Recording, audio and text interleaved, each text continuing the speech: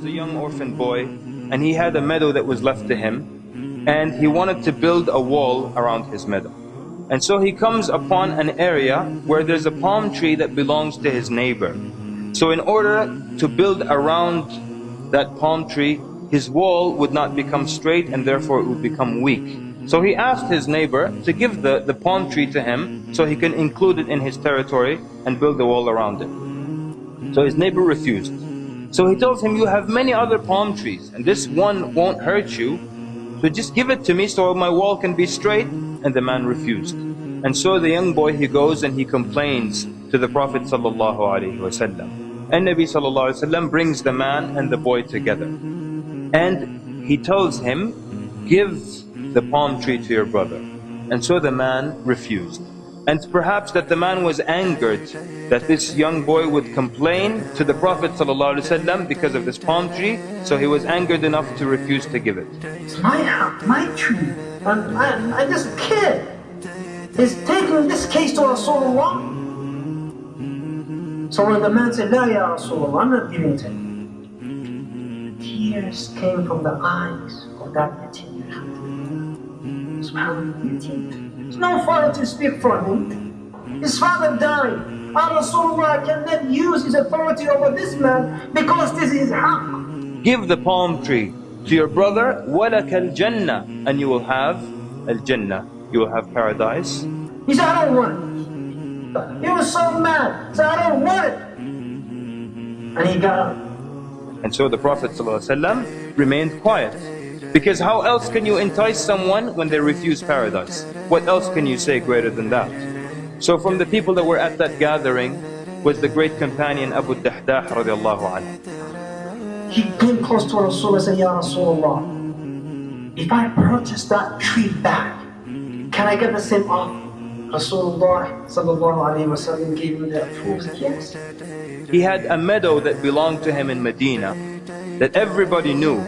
And it had 500 palm trees and a well and a house built in it. This was the meadow and the only possession of Abu الدحداح radiallahu anhu. But when he saw the equation in front of him and he saw that the end result was al-Jannah, so he says to the man who owns the palm tree, he says, do you know about my meadow? And the man's answer, he says, is there anyone in Medina who doesn't know your meadow? Meaning it was that popular and it was that great. He tells him, will you exchange this one palm tree of yours for my entire meadow? It is yours for that tree. Abu Hurairah was like, are you out of your mind? You know, are you intoxicated? What's wrong with you? He asked the people, be a witness. And the man accepted in front of the Prophet ﷺ. And immediately Abu الدحداح tells the young boy that he can keep the palm tree. Then he turns immediately to the Prophet ﷺ and he says, O Prophet of Allah, is there a palm tree in paradise for me right now in Al-Jannah? Is there a palm tree for me right now? It's so close for him. And Nabi sallallahu alayhi wa sallam said, كم من عذق رداح في الجنة لأبي الدحداح كم من عذق رداح في الجنة لأبي الدحداح. And Nabi sallallahu alayhi wa sallam is saying, how many of the idq, which is the part of the palm tree that bears the fruit itself, how many of these full parts are right now in Al-Jannah for Abu الدحداح? The narrator says the Prophet ﷺ didn't repeat it once, he didn't repeat it twice, he kept repeating it until Abu الدحداح got up and left that gathering. And then he goes where his wife and his children are, and he calls her. قال يا أم الدحداح. Outside, he did not even go in. He says, يا أم الدحداح. And she says, لبيك. He says, come out of the meadow. She says, come out of the meadow. Why is that? He says, I have sold it for a palm tree in paradise. And no doubt, brothers and sisters, if you have a palm tree in paradise, then no doubt you will be in paradise as well. So when he tells her that, what does she say? Does she complain about where they're going to live? Does she complain about the provision or the money that they have lost? Does she even ask for the details of which palm tree and how did you exchange 500 for one? She says, Allahu Akbar, Rabiha al-bay'u ya Abu al-Dahdah. She said, Allahu Akbar, what a prosperous sale ya Abu al-Dahdah. And then she began to take the children out of the meadow. And she began to search their pockets, and she would take out all the dates that they had in their pockets, and she would say, this is not for us, this is for Allah subhanahu wa ta'ala. So brothers and sisters, this is how the righteous before us felt that paradise was close. This is how they sacrificed anything in order to do something for the sake of Allah.